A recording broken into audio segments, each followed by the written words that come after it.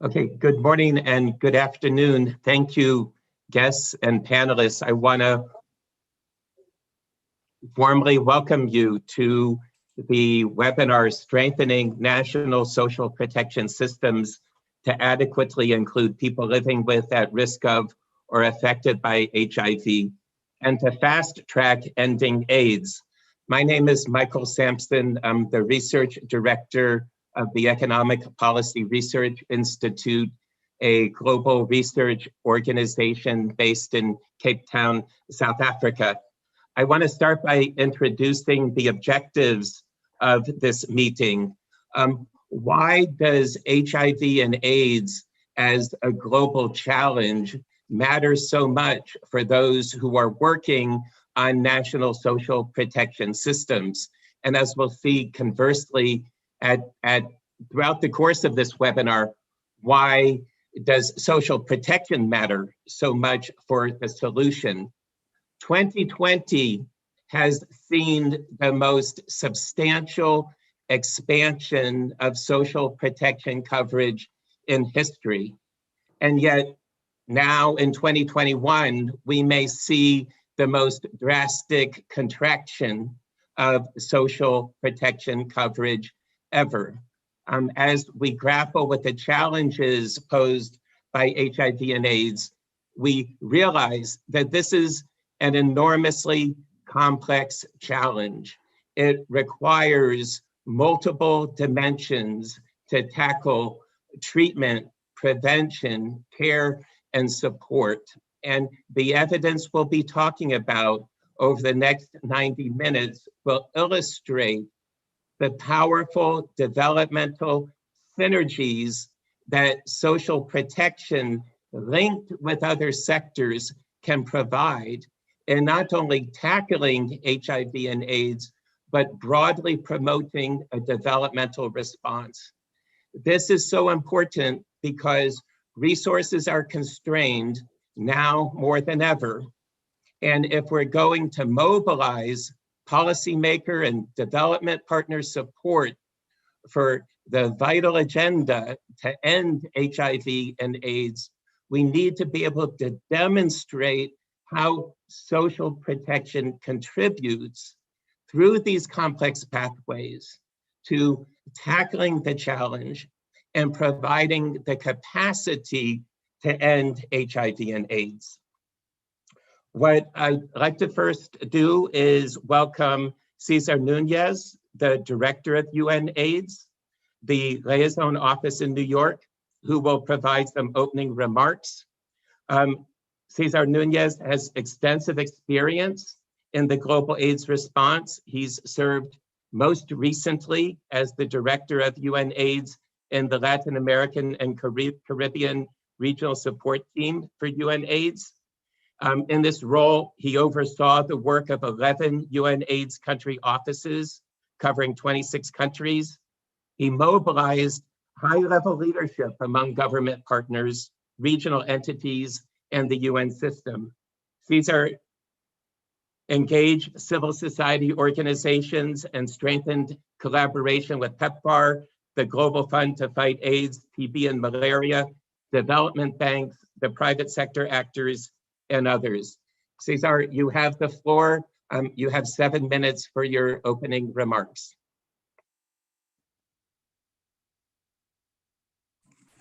Thank you, Michael, for your commitment to the work of UNAIDS and the AIDS response. Good morning, above all, to everyone in the panel. Michael, you and your institution, Economic and Policy Research Institute, have closely supported the UNAIDS joint teams for more than 10 years. Recently, you led the HIV and social protection assessment in Nigeria and trained the UNAIDS joint team on HIV-sensitive social protection in West and Central Africa. Thank you also for moderating this session. Thank you also to Kofi Amekudzi of ILO, Michael Smith and colleagues from WFP, the UNAIDS Interagency Task Team on HIV and Social Protection, and meeting co-organizers. On behalf of our Executive Director, Winnie Byanyima, I warmly welcome Her Royal Highness Zara Zaid, Princess of Jordan, Thank you for your commitment to ending AIDS and for your humanitarian work. Yuri, leader of the Eurasian Coalition of Health, Rights, Gender and Sexual Diversity. You and your constituencies are the reasons we are having this session and this high-level meeting. Thank you for reminding us that this high-level meeting and associated side events are about people. Honorable Kenya Mabuza, Chief Executive Officer of the National Emergency Response Council on HIV and AIDS, NERCHA, Eswatini, thank you for demonstrating that it is possible to meet and exceed the 95-95-95 HIV testing, treatment, and viral suppression targets, and also for connecting a large proportion of people living with, at risk of, or affected by HIV to social protection benefits. Marijke Windrox, my friend, Chief of Staff, the Global Fund to Fight AIDS, TB, and Malaria, thank you for being an all-weather friend of UNAIDS and for your adaptability during COVID-19 to support social protection interventions for countries, communities, including people living with HIV and key populations. Bienvenida, Marijke. Lucie Clover, Professor, Oxford University and the University of Cape Town. Thank you for your groundbreaking work on interventions with multiple outcomes, of which social protection is one. Thank you for supporting UNAIDS work, including presenting at several UNAIDS events and HIV and social protection assessment workshops. My dear brother, David Chapanta, Senior Advisor, Social Protection, UNAIDS, you are so welcome. We look forward to hearing more from each one of you in this session. A warm welcome to all distinguished participants of this side event. I have one main message for this side event, which is that social protection systems are leaving behind people living with HIV. Key populations are further left behind. And this situation is completely unacceptable because, above all, it is preventable. Here are some sovereign statistics. 83%, 120 out of 145 countries reporting to UNAIDS through the National Composite Policy Index of the Global AIDS Monitoring stated that they have approved social protection strategies. They reported that people living with HIV, adolescent girls and young women, orphans and vulnerable children are included in 70% of the strategies. However, key populations are recognized as key beneficiaries in only 43% of the country's social protection strategies. So there is more work to be done there. UNAIDS and University of North Carolina data from Sub-Saharan Africa shows that people living with HIV, adolescent girls and young women, orphans and vulnerable children are covered by social protection at equal rates as the general population, ranging from 42% in Eswatini to only 5% in Ethiopia. The rates of key populations covered by social protection are much lower. Only 43% of countries have social protection coordinating mechanisms that include national aid stakeholders, including from communities of people living with and affected by HIV. This situation can be changed. You will hear from these distinguished panelists about what works and what political leadership, civil society and community leaders and UN agencies can do to make quantum leaps in meeting people's needs. Once again, on behalf of the UNAIDS Executive Director, Winnie Byanyima, senior UNAIDS staff, and myself included, we are all excited about the new UNAIDS Strategy 2021-2026 and the forthcoming political declaration commitments. Both documents give new directions to improve access to social protection benefits for people living with HIV and key populations. I thank you for your attention. Thank you, Cesar. Those were great opening remarks. Now I have the honor to introduce Her Royal Highness, Princess Sarah Seed of Jordan, who's an advocate for maternal and newborn health and nutrition and works closely with the World Food Program. Her Royal Highness, Princess Sarah, advocates with WFP to increase awareness for the specific needs, vulnerabilities, and contributions of women, girls, children, and newborns in humanitarian and fragile settings. Princess Sarah led Every Woman, Every Child, Everywhere, an unprecedented global multi-stakeholder movement to integrate humanitarian and fragile settings in the renewed global strategy for women's, children's, and adolescents' health, a roadmap adopted by the World Health Assembly to end all preventable deaths of women, children, and adolescents by 2030. Princess Sarah is also a member of the advisory board for Women's Rights Division at Human Rights Watch, and is also a member of UNHCR's Advisory Group on Gender, Forced Displacement, and Protection. She's a member of the Johns Hopkins Center for Humanitarian Health Advisory Committee and Towards Global Learning Goals Advisory Board. Princess Sarah, the floor is yours. You have 7 minutes for your opening remarks. Thank you very much, Michael. Distinguished Excellencies, distinguished colleagues and friends. Good morning, good afternoon, or evening, wherever you might be. And thank you once again for joining us and honoring me with the opportunity to speak today. 40 years after the first cases of AIDS were reported in the United States. 40 years, 2 days, and more than 32 million deaths ago. And tragically, 40 years, 2 days, and more than 32 million deaths and countless lives destroyed later, despite enormous progress achieved, HIV and the comorbidities it enables remains one of the world's greatest public health threats. And it will continue to be so if focus remains overwhelmingly on treating the patient and not on supporting the person. The scientific research, medical advancements, and established body of knowledge, while a triumph to behold, applaud, and appreciate, are the critical beginnings of an AIDS-free world. The end, however, lies in the social and structural environment supporting, or not, the individual and their community.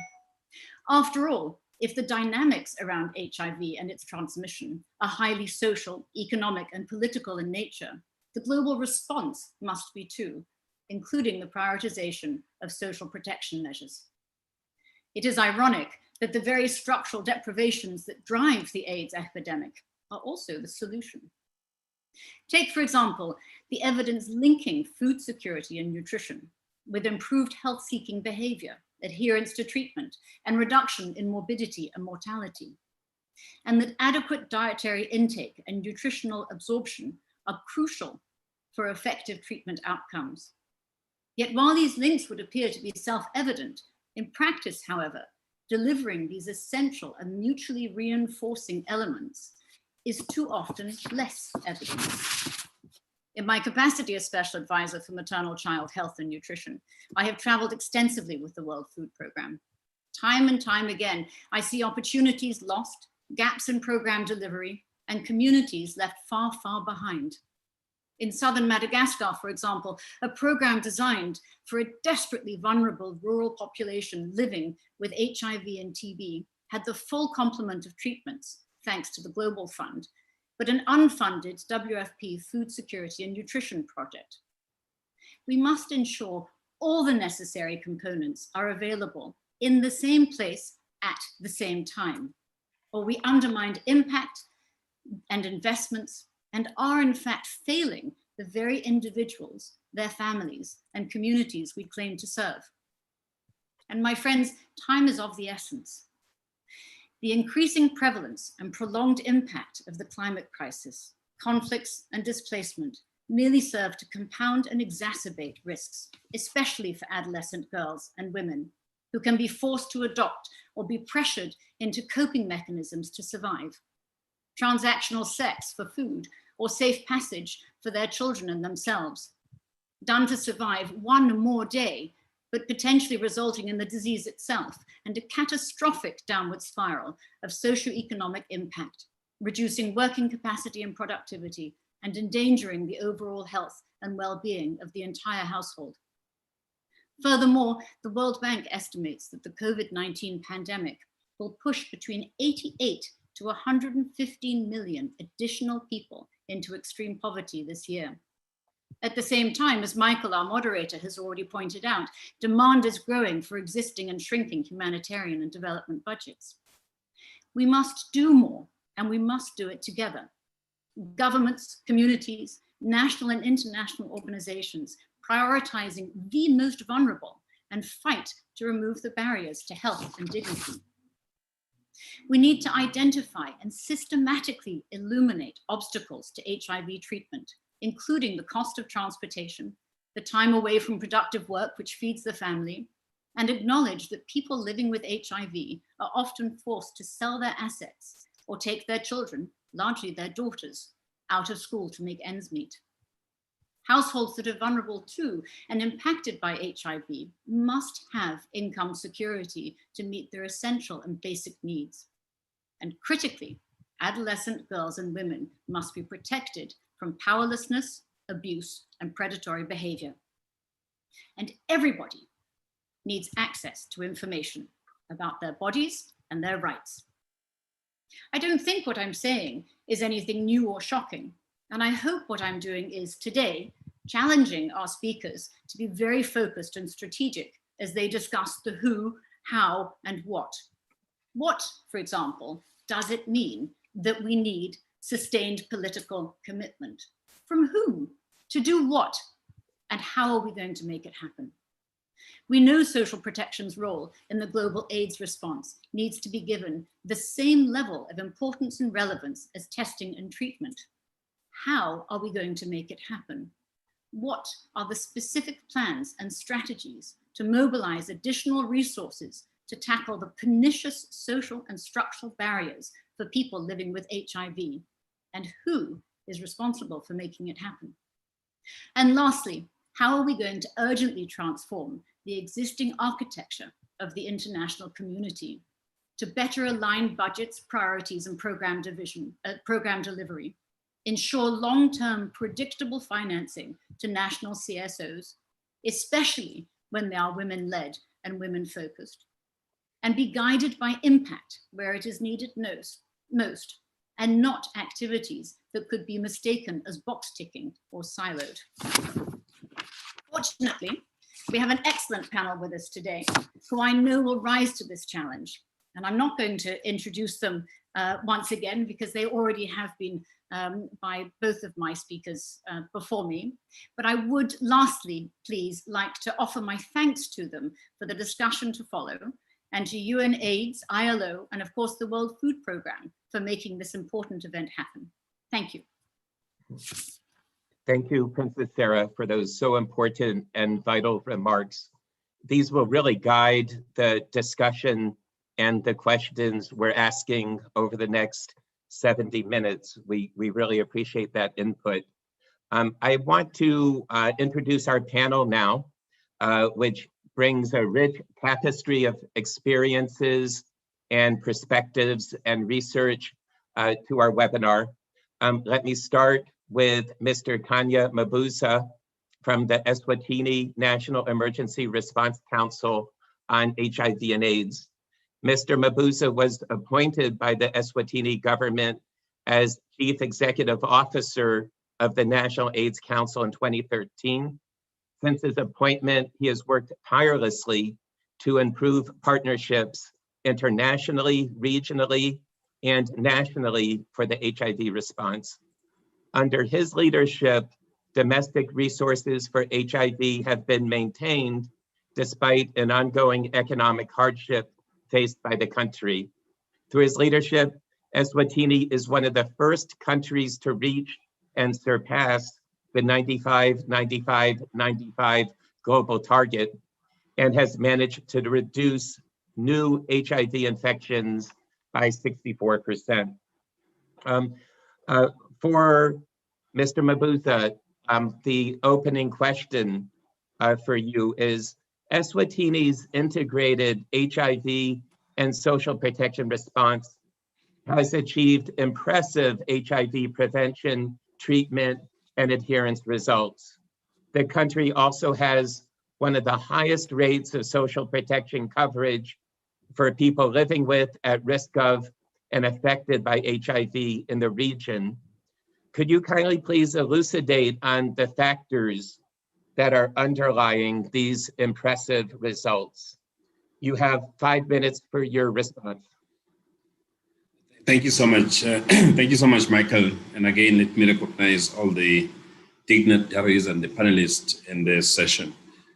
Well, thank you for inviting the Kingdom of Eswatini. We will share our experience and then what we think has worked for us and the challenges that we are still facing as a country. For the 5 minutes, let me start just by explaining that HIV and AIDS in the Kingdom of Eswatini has been one of the most destructive social impact, with the increasing number of parents who died as a result of HIV, and then subsequently we had a number of children, orphans, who were without family or parental care. This peak of orphanhood was as early as mid-20s, 2000, where we saw a massive increase of orphans and then increase of the child-headed households. We also have the unprecedented school dropouts and then children living outside parental care. And then the main consequences of this phenomenon was the burden to the community, which is primarily the community safety nets, and then the destruction and the collapse of the family structures. Then soon as the government of Eswatini, we had to mobilize and galvanize resources to ensure that we respond. That was the most difficult times of Eswatini. That's 2004, 5, and 6. By that time, we were estimating that about half of the family structures were children, which were family structures were headed by children. And then the number of the orphans was actually in the high increase. So the question is, what did then the government do? I think the lesson that we've learned is like for government to quickly intervene in such emergencies. I mean, social protection and HIV, we cannot separate that. So we quickly have to mobilize the government structures to note that we are faced with another epidemic, which was now the issues of children without parents. So we had this political commitment, and I really want to thank the heads of government and the head of states who then declared the HIV/AIDS as a disaster. And by declaration of a disaster, he also gave us a milestone. That's first and foremost, we need to address the issue of orphans and also revisit our social protection programs. So then social protection was moved. By then it was under the Ministry of Health, but strategically we had to move the social protection of the social welfare component into the TPM's office. The reason why it was moved into the TPM's office, wanted it to be actually mainstreamed in all the government ministries. Likewise, HIV then was positioned to the office of the Prime Minister to ensure that HIV remains the center or the pinnacle of our intervention. We have continued over time, and with the Prime Minister, with Deputy Prime Minister Office on the social protection, there are a lot of policies that we have actually come up with. But the other thing which is very important for us as a country under social protection and HIV is to ensure that we keep this fiscal envelope on social protection and HIV. And this is ring-fenced budget. It has a head. So no matter how much we are challenged, we know that we have a ring-fenced budget for social protection and also for HIV. With the HIV, we are actually more concerned about the access to drugs and the ARVs in particular. So this one, we rely on domestic financing, whilst the other interventions, basically, we're looking at external financing. So we further look at how best can we involve communities. So that's when we started coming up with policies looking at social contracting, where we are working with the civil societies and non-state actors. And the social contracting in Eswatini basically look at subventions where we have a reasonable amount of the budget, our national budget, which is allocated to civil society in a form either the social contracting, or we also provide subventions. The most important thing under policy is the issue of coordination and working under one plan. So we have a plan. We have an HIV strategic plan, which if you look at it, actually, if you do an application of that plan, you can tell that about 30% of the HIV plan actually addresses the issues of social protection, mainly looking on orphans and child-headed households. And I think I will end up by looking at the specific interventions that we believe that they have worked for us as a country. We know that we started a lot of things between the period of 2006 and to 2013. One, we came up with the universal old age grant. The reason why we initiated the old age grant, it was like we recognize that most of the children of the orphans were under the care of the elderly, because what HIV has done to the kingdom, it has actually kept out the sexually active group within the population. So what it did, it left out the dependency to the elderly. So we then introduced the universal old age grant. And then after that, we recognized that most of the children were dropping out of school. So with the assistance of the European Union, we then had what you call a top-up, which government was putting a certain percentage. And then the European Union actually supported us to ensure that we have the 100% coverage on the grant for children to be in school. So, and then we introduced in schools the early childhood development, which we call ECD, because we realized that the children are growing up under no parental guidance. So we had to orient the teachers to ensure that we provide the early childhood development. After that, we also realized that no matter how much we're giving for school fees, we had to look at how best can we ensure that all the children were back to school. By that time, we're talking about close to 70% of the children who were supposed to be in school, they were outside school. So the government quickly introduced the free primary education, which have now moved to the secondary free education. And then we ensure that we scaled up the free healthcare services, in particular for parents and the elderly that were affected by HIV. So under the HIV, we have also bring into very closely the social protection by ensuring that we have a school feeding program. The school feeding program, we introduced it through the Global Fund, but now it is absorbed within the government budget. So reason being that the kids or the children could not have food because the community guardians and other structures that were supporting them by that time were gone. So we introduced the school feeding program and some of what you call community support centers, which is the backyard gardens. In conclusion, I think it's also important that as a country, we're talking about a quarter of the population of people living with HIV. So it's very important that we also support the people who are living with HIV. So we introduced grants, and then we also introduced the food by prescription. And the small grants is like we encourage people living with HIV to have backyard gardens. And then with the backyard gardens, we're able to monitor their uptake, which is very important for the uptake. As a result, if you look at our viral suppression, most of the people who are viral suppressed, they've got balanced nutritional support.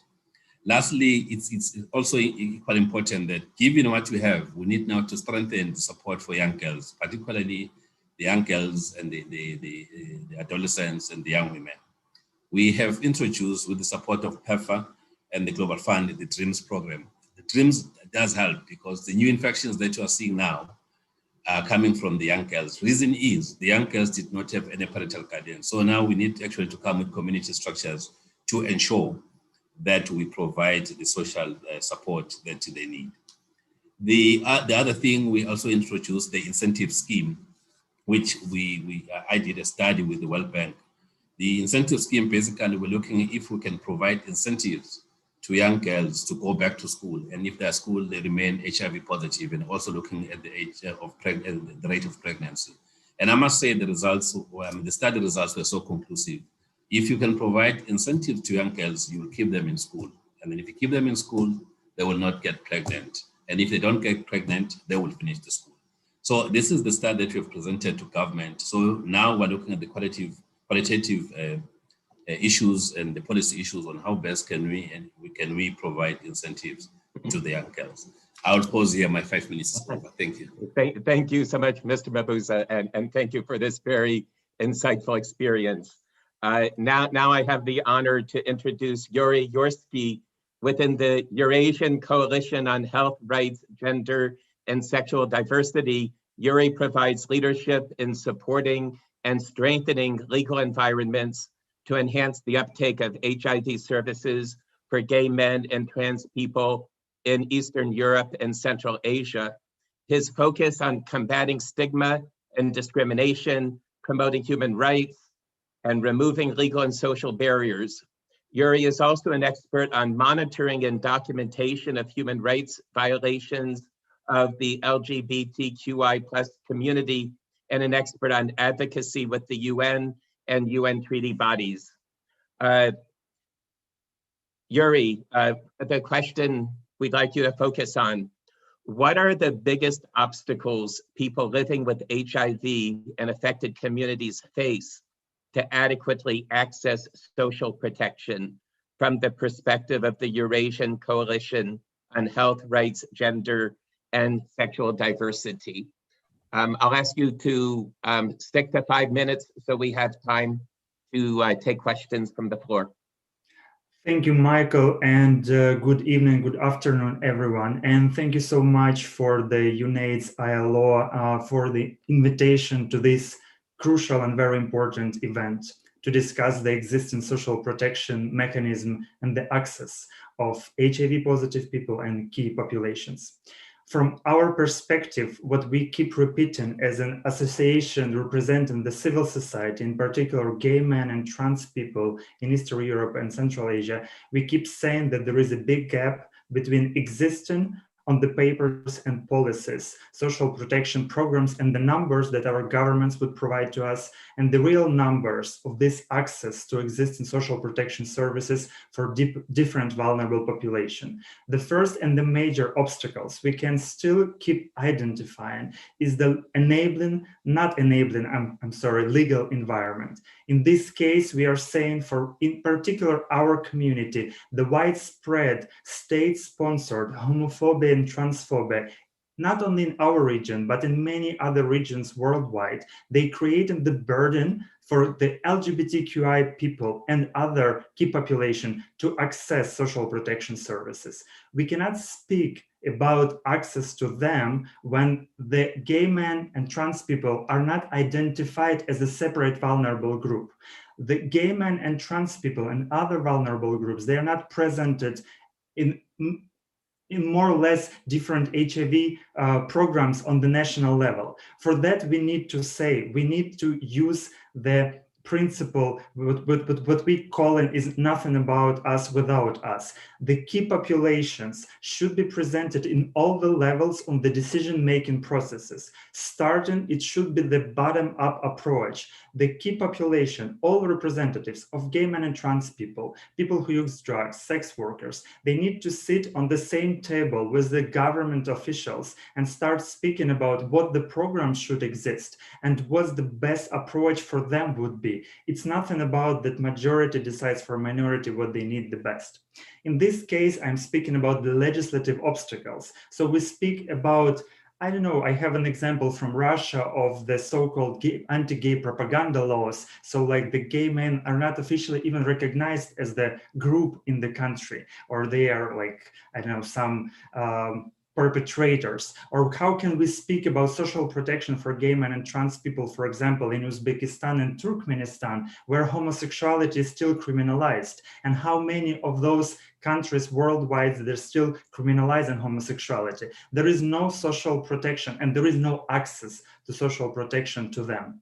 We need to speak about widely spread stigma and discrimination among the key service providers related to HIV services or health services in general. We need to speak about the big problem of sensitizing the medical professionals, the decision makers, at the same time, law enforcement bodies on the specific issues of working with different key populations. When the gatekeepers are not aware about the specific of what and specific needs the different key population have, we cannot adequately program social protection mechanism and programs in the country.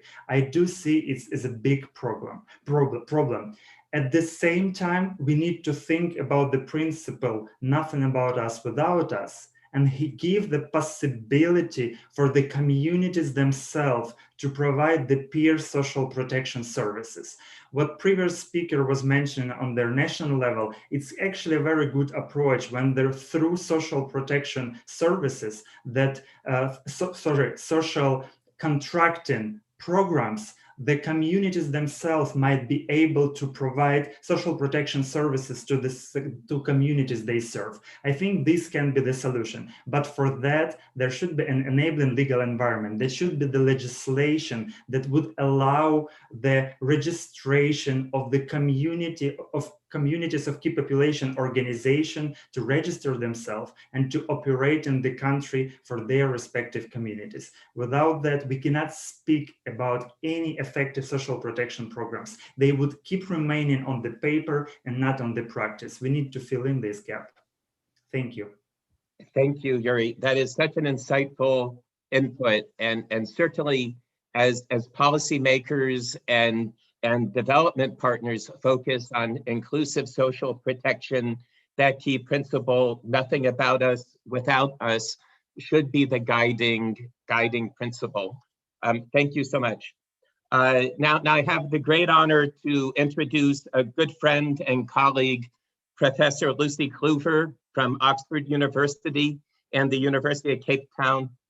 Professor Kluver works closely with a unique team of partners, postdoctoral, doctoral, and master's researchers who collaborate with the South African government, UNICEF, the World Food Program, UNAIDS, USAID PEPFAR, and CDC, UNDP, IAS, and the World Health Organization, and Global Fund, and with other international NGOs to provide evidence that can improve the lives of children and adolescents in sub-Saharan Africa.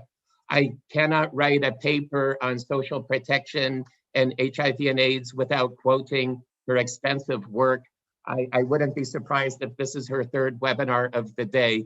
But let me ask you, Lucy, for the next 5 minutes to respond to the question, as HIV-specific funding becomes increasingly harder to come by, how should governments and UN agencies be prioritizing their funding to achieve a greater bang for the buck? Lucy, you have 5 minutes to respond to that.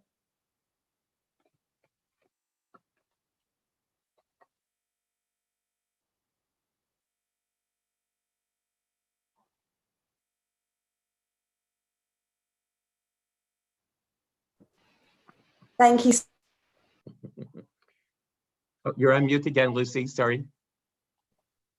Thank you. And Michael may not remember, but we actually had this conversation many years ago at the UN, at the Melbourne AIDS conference, walking down a chilly pier in July. And Michael said to me, what are we going to do when the next world economic crisis comes and we still need to prevent and treat HIV? Well, now we're here. And what we need is cost-effective interventions that benefit both the HIV response and now the COVID response and recovery.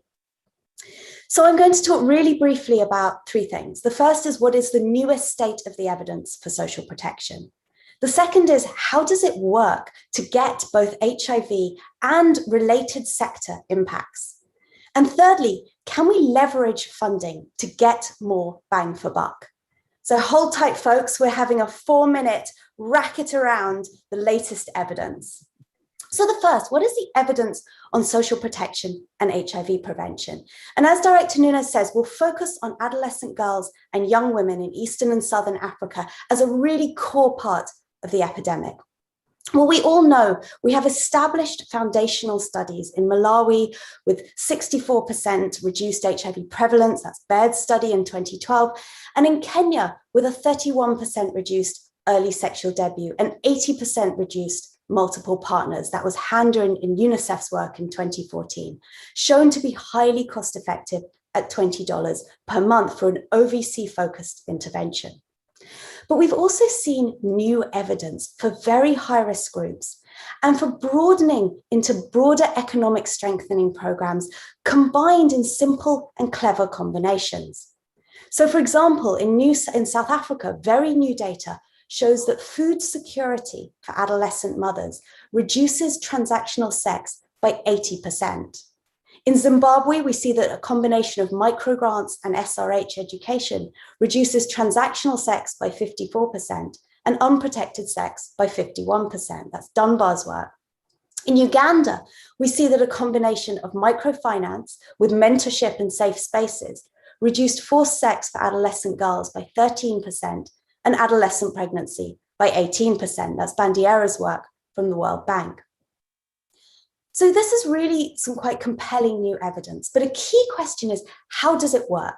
And 10 years ago, it was really a black box. We could guess, but we didn't know. But we do now have evidence of several key pathways. One, as Edie Mabuza noticed, was keeping girls in school. A systematic review shows that social protection reduces school dropout across sub-Saharan Africa. That's Baird's work.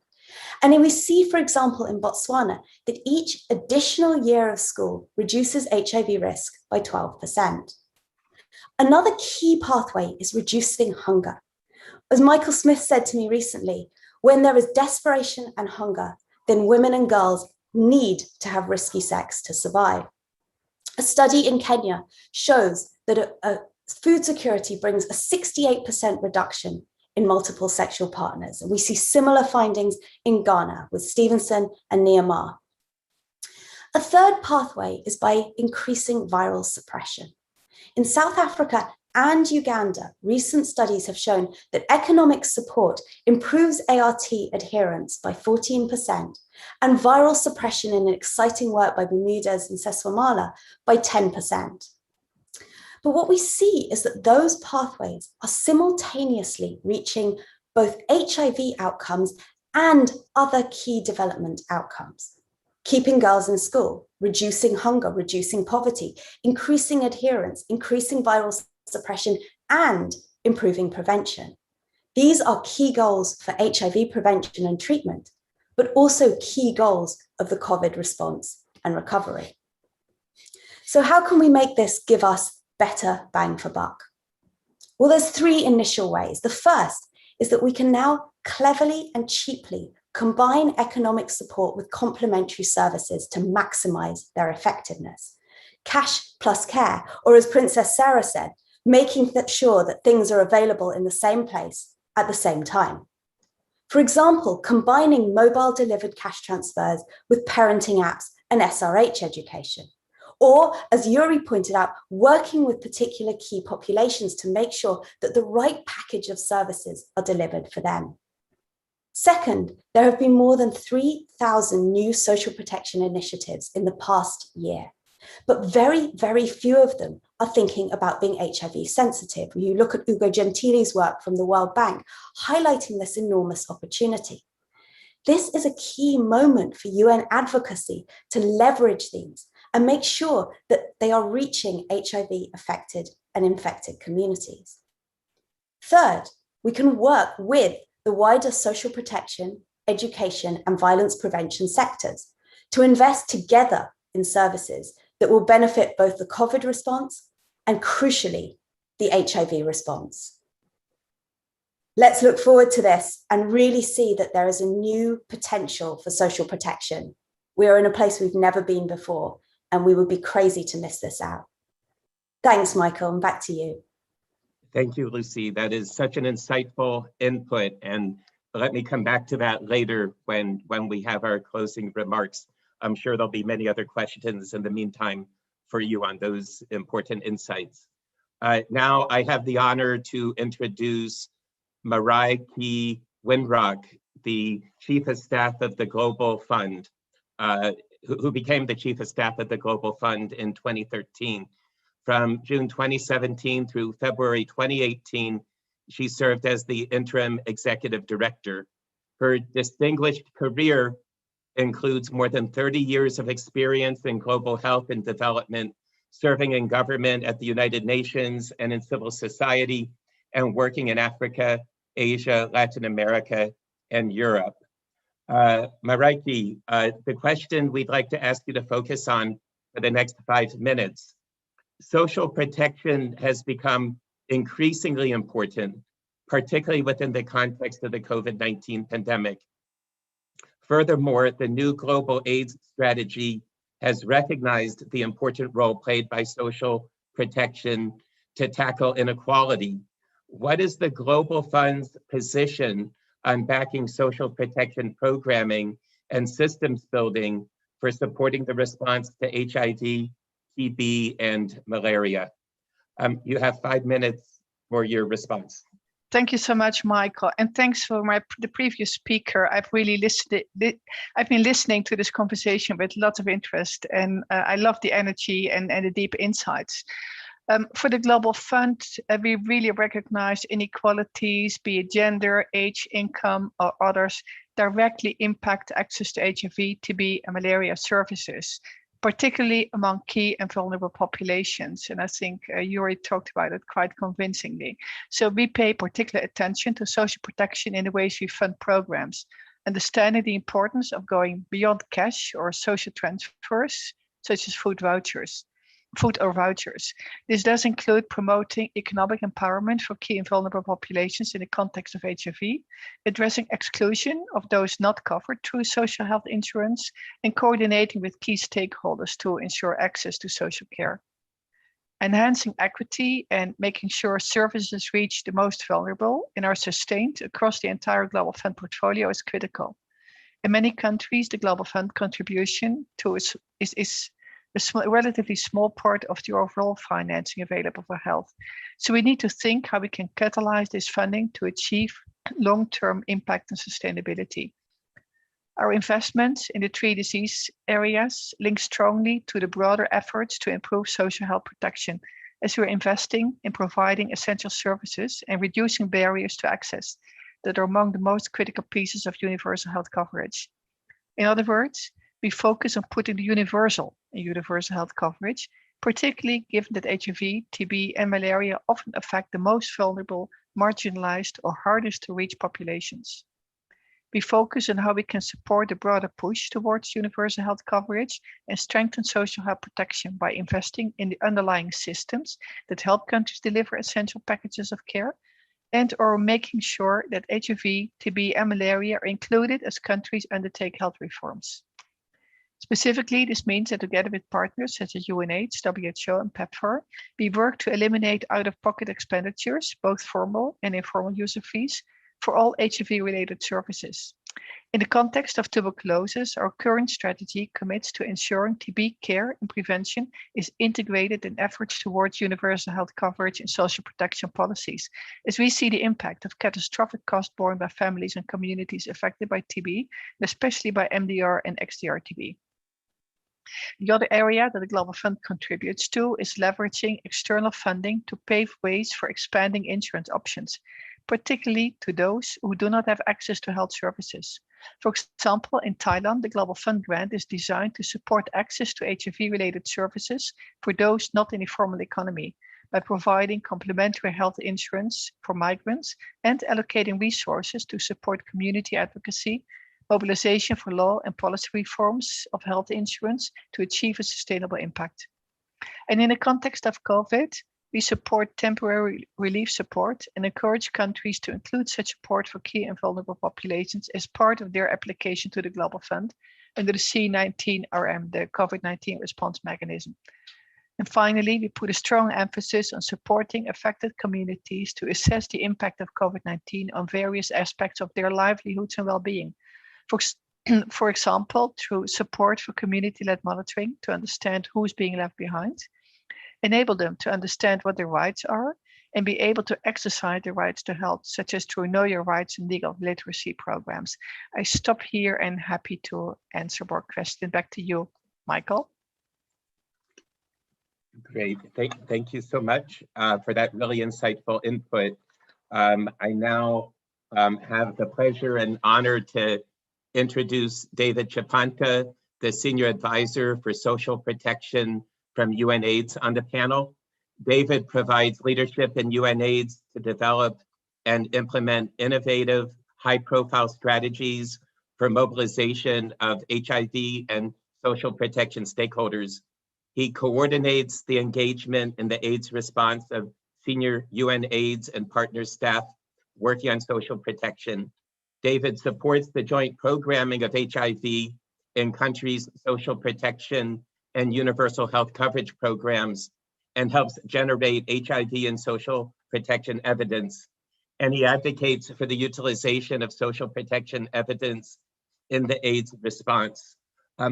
Before I ask your question, David, I just want to highlight to the audience, if you have questions for the panelists, please type them to the Zoom chat. We will be compiling the questions in a few minutes, right after David's first input, and we'll be directing the questions from you to the panel. So David, for your question, in the summer of 2020, UNAIDS, ILO, and UNICEF co-signed a joint call with support from several co-sponsors to include people living with, at risk of, and affected by HIV in national social protection systems during the COVID-19 pandemic. 1 year later now, what has been the response to this call to action? David, you have 5 minutes. Yes, thank you very much, Michael. Yes, indeed, the call to action was signed by the executive directors from UNAIDS, ILO, and UNICEF. Senior management from WFP were actively involved. UNDP, UNODC, UNHCR, UNESCO, and UN Women were also involved, showing really the importance of this call to action. So when this call to action was signed, countries had introduced more than 1,400 social protection measures. However, these measures left behind people living with HIV and key populations. So this call contributed, we believe it contributed to many things. I will just highlight 3 main things very briefly.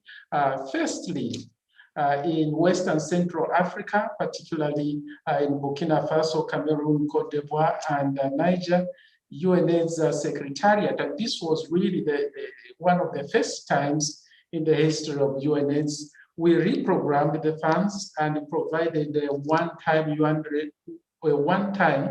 $100 cash transfers to more than 3,000 people living with HIV and key populations and their households. We did this in partnership with WFP, and the recipients really appreciated this resource and used it to meet their essential needs. So that is one example. The second one is that in Cambodia, UNAIDS, working closely with the government, connected more than 2,500 people living with HIV and their households to the emergency COVID-19 cash transfers. By connecting these people to the emergency cash transfers, they were able to be also included in the national social protection systems.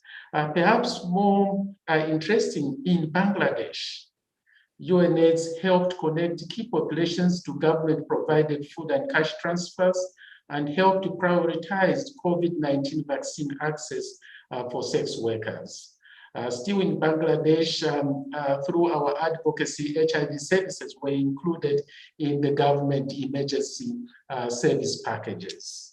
In Eswatini, and we heard this from Honorable Mabuza, UNAIDS in collaboration with the government and WFP, with funding from the Global Fund to Fight AIDS, TB, and Malaria, we distributed cash transfers to 2,500 people living with HIV and more than 3,500 orphans and vulnerable children. Still with WFP, ILO, and support from the Global Fund, we have replicated this kind of approach in countries in Latin America and the Caribbean, Asia Pacific, and Africa. As Cesar really said in his opening remarks, because of COVID-19 and because of all these interventions we've done, we now know how to effectively reach people living with HIV and key populations with social protection, including cash transfers. Over to you, Mr. Moderator. Thank you, David. That was a really insightful input. We really appreciate that. We now have a number of questions on the Zoom chat. Thank you, Mr. Mabuza, for answering the first question. I would refer everybody to look at the responses that are being typed on the Zoom chat. But let me ask you one from Rachel Yates. In terms of achieving value for money and impact at scale, do you think that incentive payments are a scalable approach? And what challenges have you encountered and what evidence have you seen for challenges in administering this incentive-based approach? Mr. Mabuza. I think that's a very good question and observation. But I just want to take it from the other side to say, what will be the cause of not doing it? I mean, if you look at the World Bank on the Human Capital Index, this is what they said. It's a question which they are posing.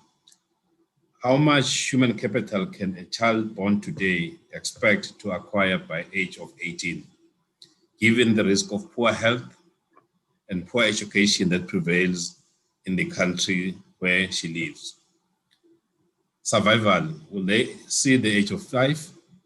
Will they finish school? Will they have good health up to the age of 18? The answer is no. It is true, the incentive schemes are quite expensive. I mean, when we presented this to government, they were saying it's not possible. But I believe that there is a way where we can aggregate this and look at the most vulnerable and be able to provide the incentives. Our concern is mainly the girl child. I think because there's so much vulnerability if you look at the girl child, particularly when you look at issues of why is a girl dropping out of school. Simple thing, for instance, good hygiene, sanitary pads can make a girl not to finish school. So these are things which I think as governments we can be able to provide, vis-a-vis not giving it and the consequences that we may face in future. So I would say for now we need to consider it probably at a lower scale, but to be incremental. Over years, it will actually give good returns in terms of protecting the human capital index. I don't know whether I've captured your question, Michael. Great, excellent response. So very helpful. Yuri, a question for you.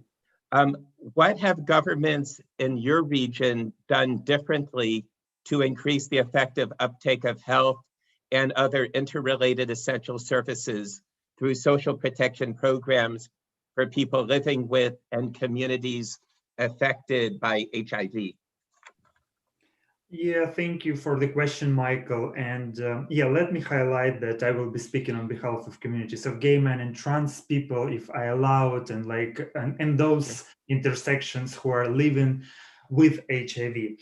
Let me give you, I don't like to be negative, but I need to be realistic. Let me provide you with an example of last year from Georgia, where a trans woman who were involved in sex work on the streets of Tbilisi, of capital of Georgia, burned herself as a matter of act to ask the government that we are dying because in COVID times, the trans sex workers, they lost their jobs, their source of income, and there was no protection for their socioeconomic rights. There was no support from government because they are not officially recognized. And which means by the existing social protection systems, they cannot apply there. The problem is that it's specific to the region. Its post-Soviet social protection system is mainly based on their proof of employment and like where they worked and how they worked. And of course, the sex work is not recognized, trans people are not recognized, and it means that like the communities cannot access this. These example I providing you to say that I cannot say any positive example what government did differently recently to improve the social protection system.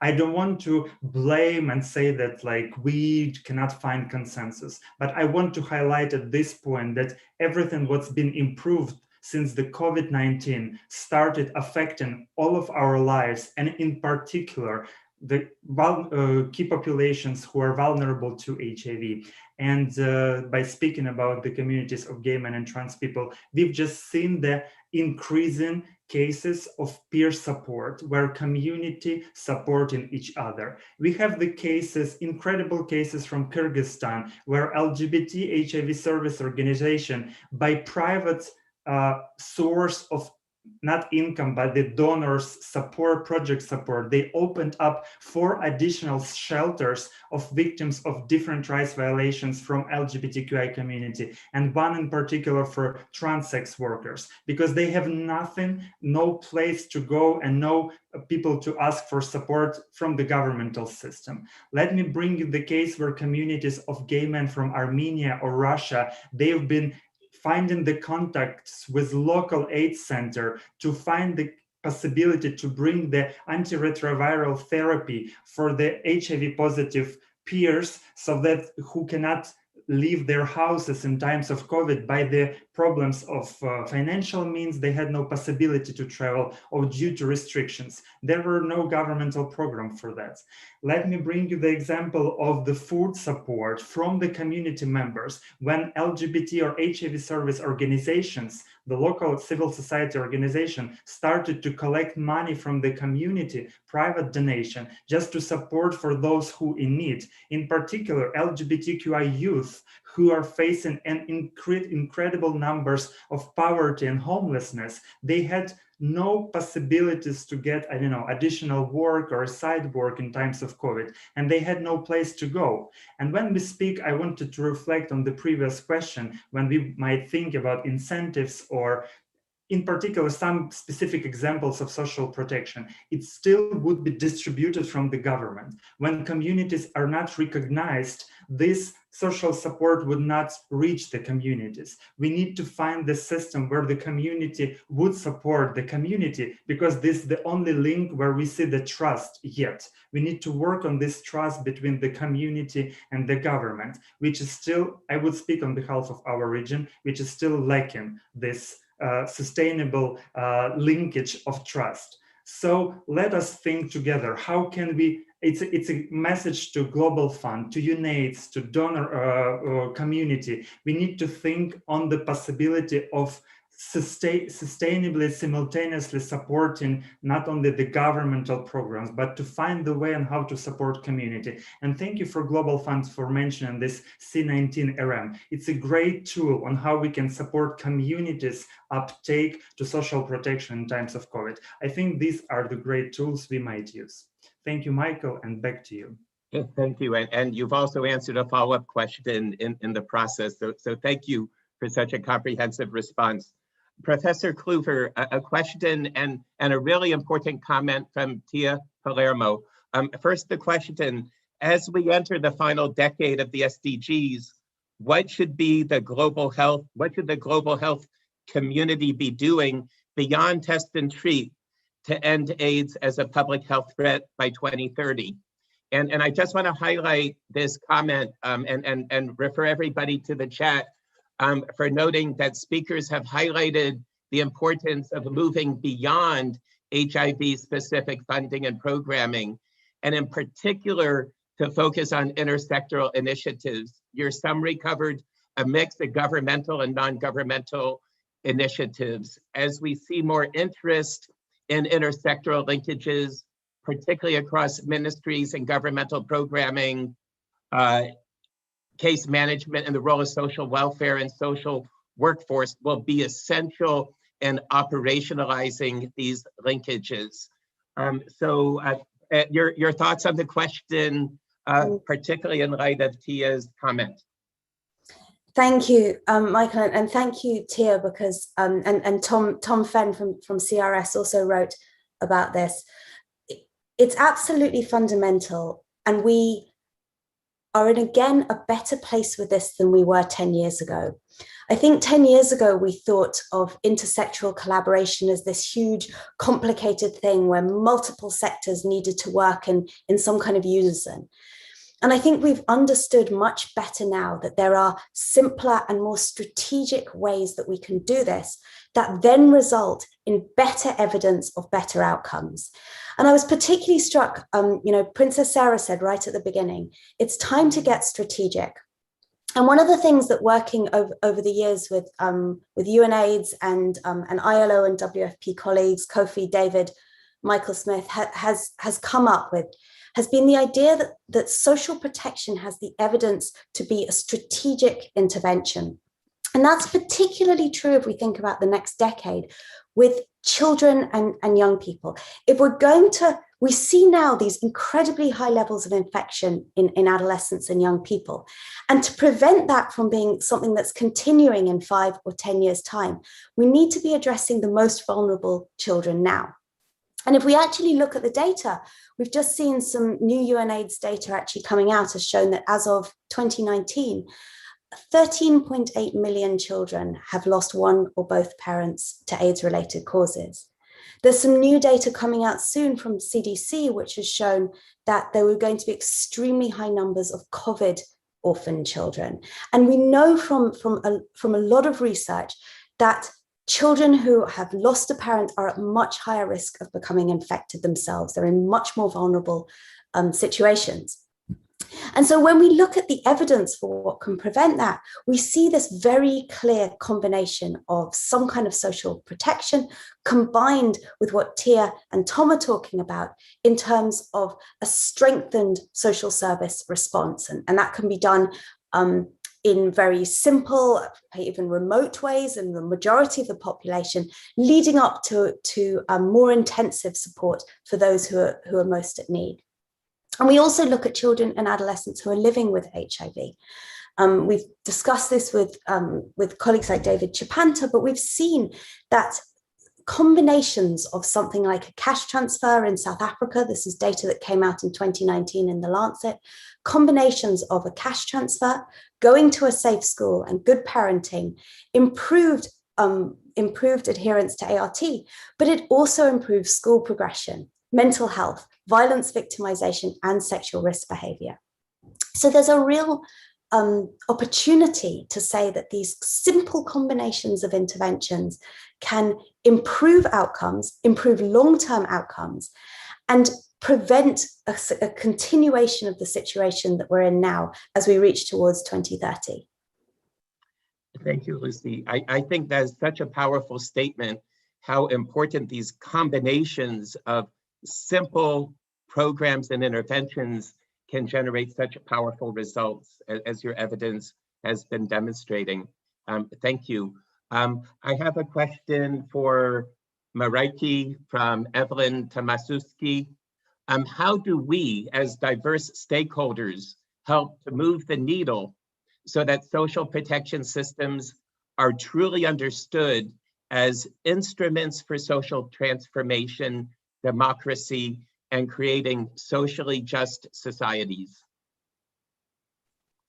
That's a really small question for you. No. It's a really important question. I don't think there's one recipe for how to do that. I think it is important as you are funding social protection programs that you keep to the human rights, barriers to access, the context of HIV, the key and vulnerable population, that you really keep them at the core. And I think it's really important equally to support civil society advocacy and have mechanisms like social contracting so that long-term sustainability of civil society and community efforts can be funded even after external funding is transitioning. And sometimes it's, if I look at some of the social protection programs that have been started in the context of HIV, they really build a much broader base for social justice programs. So you can start with smaller scale social protection programs, work closely with community and civil society, and keep on focusing on the rights of key and vulnerable populations, and bit by bit really use those social protection programs to work towards social justice. I I think I stop there. It's a really complex question where you really have to look at a country-by-country basis what you can do. But I think there's examples of countries, just thinking in Asia, Vietnam and Thailand, where the Global Fund has supported social health insurance programs that really, by expanding access to people who normally would not have access to those insurance programs and not have a lot of access to health services. And that basically was true in health insurance to build a social movement and work towards social justice. So it's a long journey, but it can be done. Thank you, Mariki. Very inspiring and hopefully to action. From Reda Amor in ILO Africa to David Chapanta, should we take advantage of the appetite that COVID-19 has created for social protection programs and reinforce their perception as investment and not expenditure? Yes, thank you, Michael, and thank you, Reda. I think within the UNAIDS family, social protection has been seen as an investment, as not as an expenditure.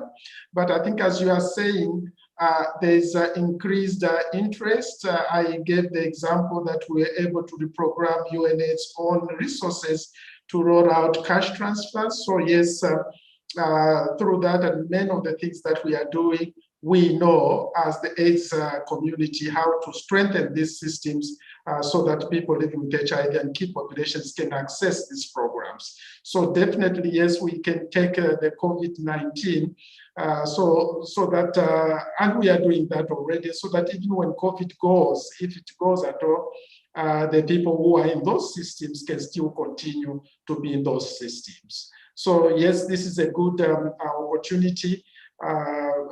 Let's build and make sure that people are living with HIV are included into the mainstream systems. Because at the moment, when people are accessing the social protection programs, it's the mainstream systems like the social registries, the beneficiary registries that are being used. So let's make sure that people living with HIV are into those systems so that they are able to access the services in the long run. Thank you. Over to you, Mr. Moderator. Thank you, David. And a follow-up question. In the context of the new global AIDS strategy, what key messages on social protection would you like to highlight? I would like to highlight two messages. I think like Marika and the princess was saying, the issues that we have to treat people are not the patients. So we have to address really the inequality that people face. And one way of addressing inequality in the context of social protection is to actually increase the national coverage rates of social protection programs so that people living with HIV and key populations can also benefit from these systems. We know from the data that we have generated with the University of North Carolina that in countries such as Eswatini and Namibia that have high coverage rates of social protection programs, we see also equally high coverage rates of people living with HIV and key populations. In contrast, those countries that have lower coverage rates, we find that people living with HIV and key populations do not even receive at all. So one key message from the new UNAIDS strategy is to address the issue of inequality, because once we address that, that also opens up access to a range of services, including social protection. The second very quick message, as Lucy mentioned about technology, in particular mobile phones, we know from the AIDS response that technology adoption is vital for successful AIDS response and really inclusive social protection systems. But we also know that barriers to obtaining identity cards can prevent people from accessing HIV services and social protection. We know, as Bruce was saying, that mobile phones are used to deliver and access social protection systems. But in many countries, service providers may require national identity cards and other documents that people might not have. So part of increasing access to the overall technology, including mobile phones, includes helping those people to access identity cards and relevant documents. So that would be the second message. Thank you so much. And a question for Lucy Kluver. If there were one complementary program to social protection that you would advocate for helping to end HIV and AIDS, what is the one most important program to complement cash transfers and other core social protection initiatives? It's a great question, and it's an empirical question. And actually, we're working with colleagues at the Global Fund right now to try and work this out. It's a fundamental research question. And what we've been doing is looking at this evidence from multiple countries around sub-Saharan Africa. And I have to say, give us another few months, but what is coming up now from about 8 or 9 countries, it seems to be that some kind of economic support, whether that be cash transfers or a school feeding scheme or some other food security program, seems to be consistent across multiple of these. And the key things to combine them with, there are 2 top contenders at the moment. The first one is parenting programs which reduce violence and abuse.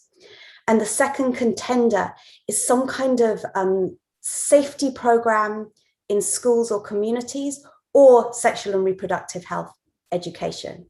Now, the question is, could we combine all 3 of those to have a maximal effect? And I think there is really encouraging evidence that we can effectively combine those services.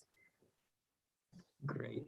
Thank you. That is such a powerful answer. And I think for governments looking for what can we do now, getting that preliminary view on the evidence is very helpful. But we'll also watch this space for further evidence on what works and why. I want to just conclude with a few comments on these very insightful presentations we've just heard. And I want to start with Princess Sarah's so vital statement: we need responses that support the person. And this is what social protection does. It is people-focused and looks primarily at this social dimension of response. And as we think about the co-pandemics with HIV and AIDS, like COVID, decades from now, when historians look back on this great pandemic, it is not going to be the epidemiological cost or the economic cost that they see and remember. It's the massive social cost, the inequality, the incredible hit to HIV vulnerability that clinic shutdowns and economic shutdowns have caused.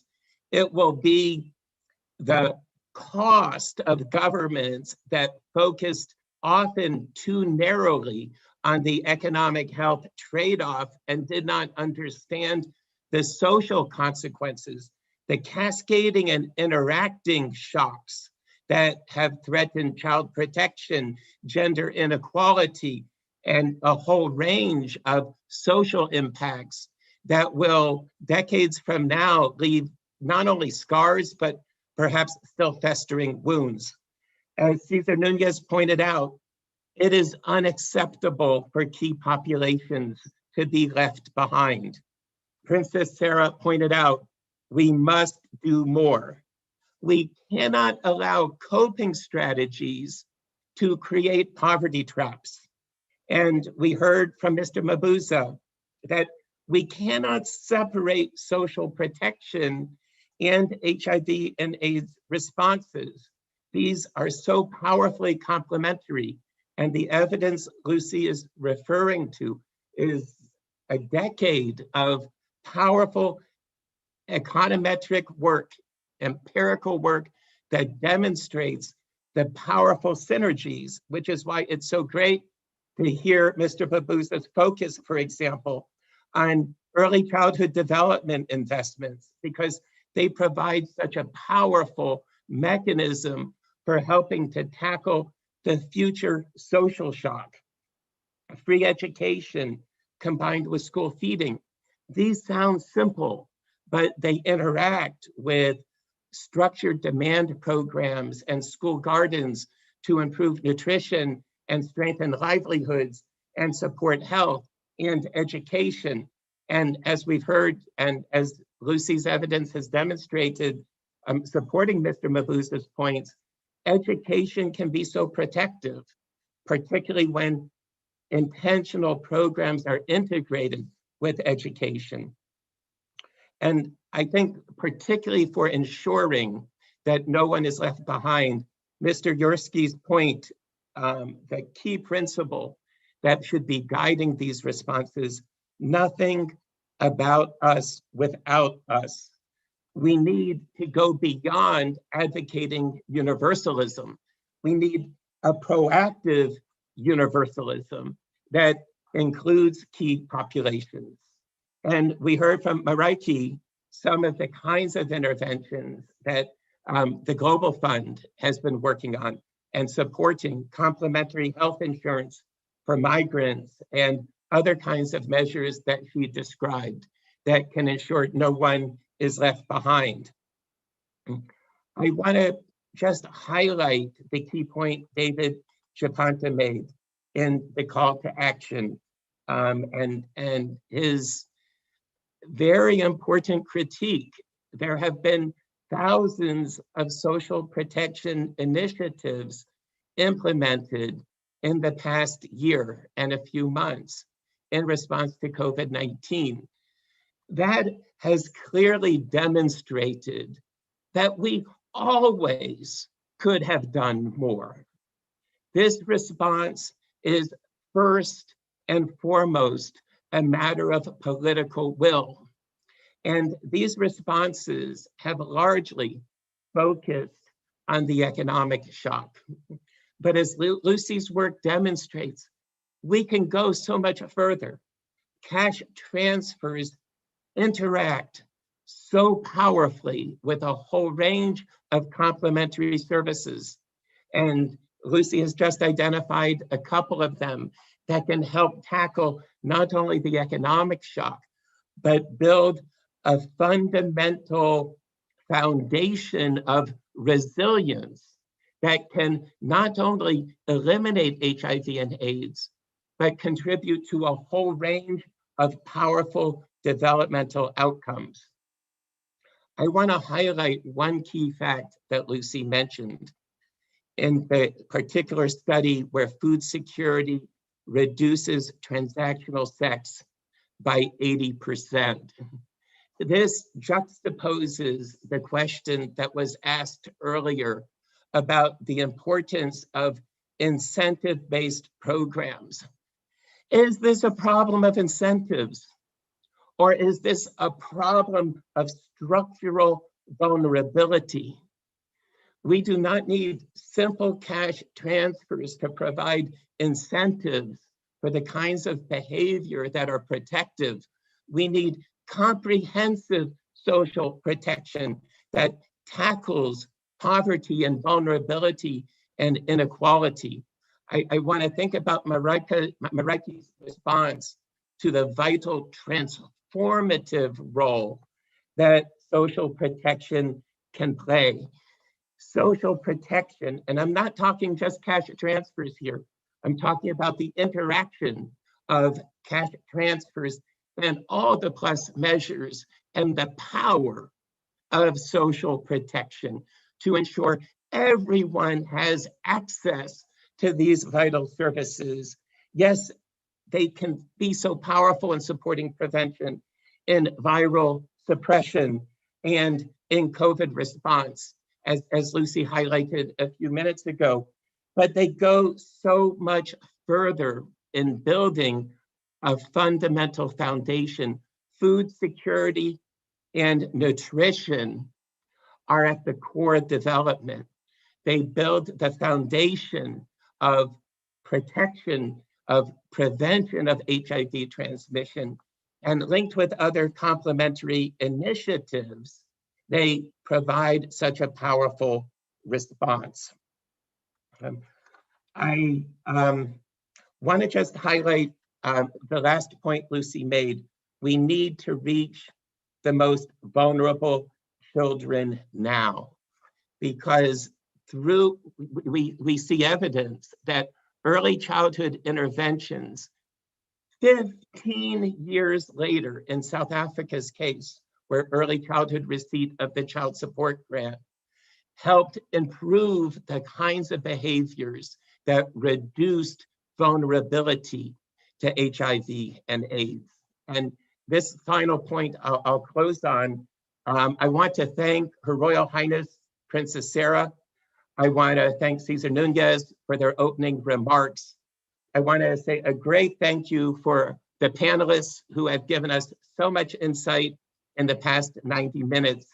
And I want to thank the World Food Program, the World Health Organization, the ILO, and the other co-sponsors here, UNICEF and the World Bank, for putting together such a insightful and vital event.